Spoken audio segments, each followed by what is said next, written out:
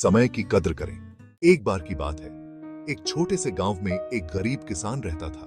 उसका नाम रमेश था। रमेश के पास जमीन बहुत कम थी और वह अपनी मेहनत से अपना और अपने परिवार का पेट पालता था।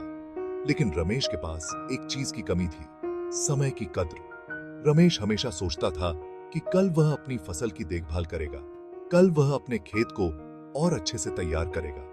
लेकिन कल कभी नहीं आता।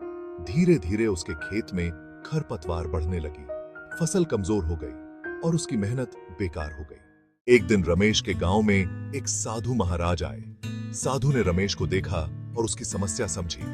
उन्होंने रमेश को एक सलाह दी, समय की कद्र करो, क्योंकि जो समय एक बार चला जाता है वह कभी वापस नहीं आता। रमेश ने साधु की बात मानी और उसी दिन से उसने अपने काम को टालना बंद कर दिया। उसने अपने खेत की देखभाल की, समय पर फसल बोई और मेहनत से काम किया। कुछ ही महीनों में उसकी फसल लहलहाने लगी और वह अपने परिवार के साथ खुशहाल जीवन जीने लगा। लेकिन ठीक ही, इस कहानी से हमें यह सीखने को मिलता है कि समय की कद्र करनी चाहिए और अपने काम को टालना नहीं चाहिए। समय का सही उपयोग हमें सफलता की ओर ले जाता है।